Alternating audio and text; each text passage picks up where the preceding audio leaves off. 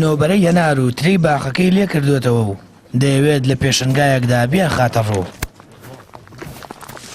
ژمارەیەک هاوڵاتی و کڕیاریش لە ناوچە جیاوازەکانی پارێزگاکەوە دەیانەوێت لە نزیکەوە بەرەمی هێنار و ترێکەی جوتیارە نمونەیەکی ناحیی سیروان تام بکەن.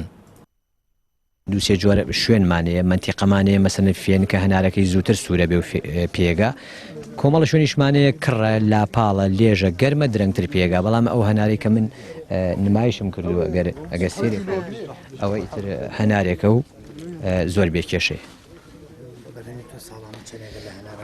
بەرهەمی من خۆم تقریبان باخێکی 82 هەیە لام وایە بچێتە دەوری 30 بۆ 35 تەنێ بەڵام زۆرێکی لەسەر بیرۆکانی من مەسەلەن باخی چاکردەوە خۆشم هەر باریەکەم و بژێوی ژیانی من لەسەر هەنارە. بەشداربووانی پێشنگا کشتتوکاڵیەکەی جوتیارە نمونەیەەکە بەرەما کشتتوکاڵیەکانی ناو کێڵگە و باخەکەی بە جیاواز دەبینن.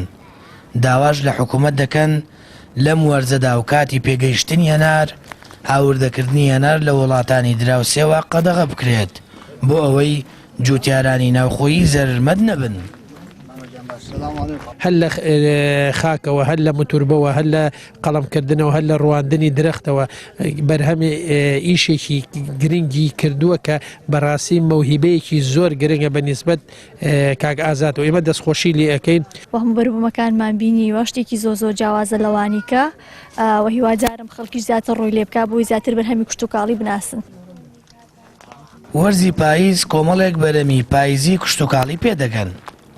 هەناری هەڵەبجاش یەکێکە لەو بەرەمانەی لەسەر ئاستێرەمی کوردستان تام و چێژی تایبەتی خۆی هەیە. تەنام جوتیاری ناحیی سیروان ساڵانە زیاتر لە 35 تۆن بەرەمی هەنار دەخاتە بازاڕەوە.